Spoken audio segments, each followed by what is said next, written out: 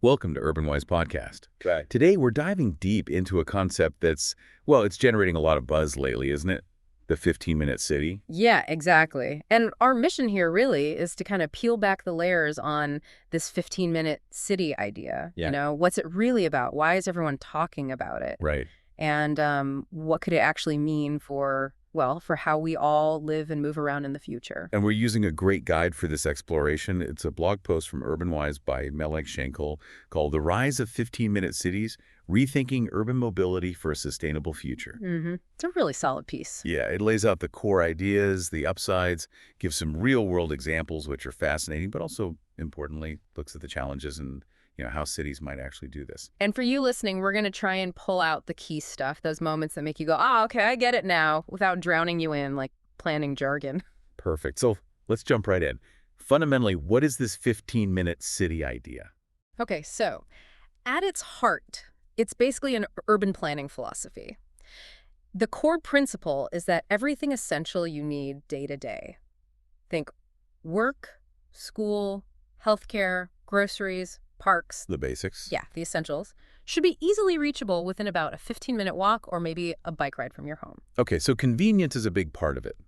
But it sounds like there's more to it than just making errands quicker. Oh, absolutely. The blog post digs into this. It's not just about proximity. A key characteristic is encouraging mixed-use development. Meaning? Meaning instead of having, huge areas that are just houses miles away from where people work or shop. Which is pretty common now. Right. The 15-minute city idea pushes for integrating these things, homes, shops, offices, maybe light industry, all within the same neighborhood. This naturally leads to a more, localized way of living. Yeah, that makes sense. If shops and parks and maybe even your job are close by, you're going to spend more time locally, bump into neighbors. Exactly. That localized living is seen as a way to strengthen social connections, build community. And the blog post also highlights something really important: urban resilience. Resilience. How so? Well, if communities can meet more of their daily needs locally, they're arguably better equipped to handle disruptions, whether it's, a transport strike or even something bigger like a public health crisis. Okay, got it. So it's a real shift from that kind of spread out, car-dependent city model towards something more compact, human-scaled. That's a good way to put it. Human-scaled, walkable neighborhoods where things are interwoven. And why is this getting so much attention now? The blog post connects it to recent events, right? Definitely.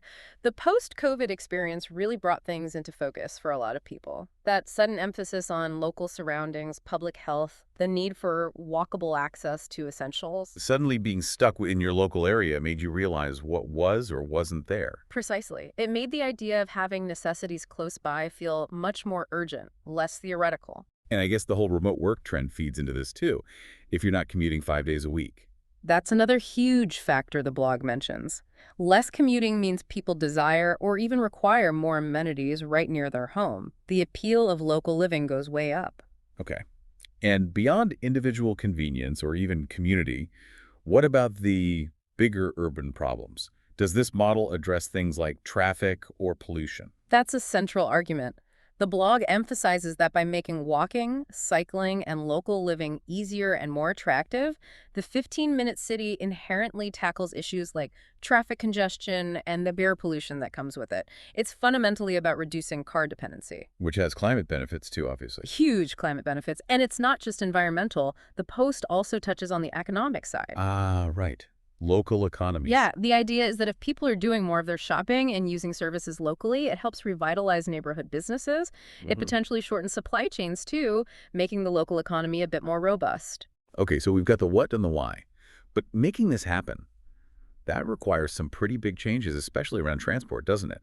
The blog talks about shifts there. It's absolutely fundamental. You can't really have a 15-minute city without a major rethink of urban mobility. The focus has to shift quite decisively away from prioritizing private cars. Towards what, specifically? Well, the blog really highlights walking, cycling, and public transit. That means serious investment in the infrastructure to support them. Things like safe, Continuous bike lanes, wider pavements, maybe traffic calming measures to slow cars down in neighborhoods. On public transit. Crucial, and also things like transit-oriented development, basically planning and building housing and services around good transit hubs, making it the easy, logical choice. What about those little trips within the neighborhood? We see loads of e-scooters and shared bikes around now. Yeah, micromobility. The blog definitely sees a role for things like e-scooters and bike-sharing schemes to cover those shorter distances within that 15-minute radius. They fill a gap. It sounds like it also requires technology. The blog mentions smart mobility platforms. Uh-huh. Things like apps that help you plan a trip using multiple modes, maybe walk to a bus, then grab a shared bike for the last bit. Making it seamless is key. It really feels like a complete reallocation of space, taking space from cars. That's often part of it, yeah. Rethinking how road space is used, maybe creating more pedestrian zones, wider sidewalks, dedicated bus lanes, prioritizing people, essentially. Okay, this all sounds great in theory, but how does it actually look on the ground? The blog gives some examples, which is helpful. Paris is often mentioned first, right? Paris is kind of the poster child, yeah. Under Mayor Hidalgo, they've really pushed this. The blog points to things like pedestrianizing streets, creating a massive network of cycle paths. I've heard about the schoolyards too. Yes. Transforming school playgrounds into public parks outside of school hours. Really clever. Plus, decentralizing services, expanding transit, and that low-emission zone to push back against car dominance. Reports suggest it's not just cleaner air, but stronger neighborhood vibes, too. Interesting. And Melbourne, they call it something slightly different, 20-minute neighborhoods. Yeah, Melbourne's approach is very similar, maybe with an even stronger stated focus on health and equity in their planning, according to the blog. Ensuring everyone has good access to services, green space, transport. And they're trying to retrofit suburbs. That sounds challenging. It is, but they're looking at how to make those traditionally car-dependent areas more walkable and self-contained. The data they're collecting apparently shows increased social interaction, which is pretty cool. What about in the U.S., Portland's complete neighborhoods? Portland's focus, as the blog describes it, is really on ensuring those essential services are walkable or bikeable for everyone. They push for compact development, integrating affordable housing, which is crucial, and have invested a lot in trails and greenways. And community involvement seems key there. Very much so. The blog highlights their emphasis on inclusive planning, recognizing that different communities will define complete differently. It's not top-down. Now, Barcelona's superblocks, that sounds really radical. How do they work? They are pretty innovative. The blog explains they basically take a grid of, say, 9 city blocks and drastically limit car traffic inside that larger block. Through traffic goes around the outside. So what happens inside? It becomes primarily pedestrian space. They reclaim streets for playgrounds, gardens, seating areas, green corridors. The blog notes significant drops in air and noise pollution, fewer accidents, and people really taking ownership of their superblock space. Wow. And it's not just cities explicitly using the 15-minute label. Bogota gets a mention. Right. Bogota might not use the branding, but the blog points out initiatives that align perfectly. Their huge protected bike lane network, the ciclovia, their extensive bus rapid transit system. And the Sunday road closures. Exactly. The weekly ciclovia where major roads become recreational spaces. It shows a long-term commitment to active transport and reducing car reliance, achieving similar goals maybe more organically or with different drivers initially.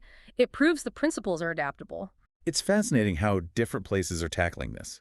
Does the blog identify any common threads for success across these examples? Yes, it pulls out a few key things. Strong political will seems essential. Someone has to champion these big changes. Makes sense. Then, real community buy-in and participation. These projects work best when residents feel involved and heard. And finally, integrated planning, connecting transport, housing, green space, economic development all together. Not working in silos. Okay, but it can't all be smooth sailing. The blog must mention downsides or criticisms too. Oh, for sure. It doesn't paint an overly rosy picture. A major concern raised is the risk of increasing inequality, sometimes called eco-gentrification. How so? Well, if all the investment in nice bike lanes, parks, and services goes into already affluent areas, it can make them even more desirable, push up property values, and potentially displace lower-income residents. Ensuring equity is a huge challenge. That's a critical point. The blog also touches on potential issues around data privacy with smart city infrastructure, more sensors, more data collection. How is that managed? Right. And just the practical difficulty. Exactly. Retrofitting cities built around cars is frankly, expensive and takes a long time. It's a massive undertaking. And then there's the issue, the big blog notes, unfortunately, of misinformation and conspiracy theories sometimes getting attached to the concept in certain political discussions. Yeah, that's definitely surfaced in some places. Complicates the conversation. It really does. Which underlines, as the blog says, the need for really clear, honest communication from cities about what they're doing and why, and making sure the design process is truly inclusive. So if a city or its planners want to head in this direction, what are the practical first steps? What does the blog suggest they should be doing? It emphasizes integrated planning, getting transport planners, housing experts, economists, community groups all talking to each other. Using data is key, too. Like what kind of data? Conducting mobility audits, basically mapping out how accessible services currently are for different neighborhoods. Using mapping tools like GIS to see where the gaps are, who can't reach a grocery store easily, for example. Okay, identify the problems first. Then what? Then look at the policy levers. The blog mentions supporting more flexible zoning laws to allow for that mix of uses we talked about. Actively encouraging mixed-use developments. And involve residents. Crucially, using participatory planning tools, workshops, online platforms, whatever works to get genuine community input on what they need and want in their neighborhood. It builds support and leads to better outcomes. And the physical changes. Prioritizing investment in that active transport infrastructure is non-negotiable, according to the blog. Bike lanes, safe walking routes, better public transit. And finally, learning from others, see what worked in Paris or Portland or Bogota, but adapt it to the local context. Don't just copy-paste. So wrapping this up, what's the big takeaway for you, the listener? This 15-minute city idea, it feels like more than just a planning trend. I think so. It represents a potential shift in how we think about urban life, aiming for something more livable, more sustainable, maybe more connected to our immediate community. Yeah, maybe take a second to think about your own neighborhood. What can you easily walk or bike to in 15 minutes right now? A park, a decent shop, your doctor. And then what would need to change to make more of your daily life happen locally? What would make it easier to leave the car keys at home more often? This whole discussion, drawing on that UrbanWise blog post, paints a really interesting picture, I think. It shows the potential for cities to be more convenient, yes, but also healthier, maybe friendlier, and definitely better for the environment. So here's a final thought to maybe chew on. If this model really took hold in more cities, how might that fundamentally change our relationship, not just with our physical surroundings, but with each other? What kind of maybe unexpected positive things could emerge if we really started designing cities around people and proximity first?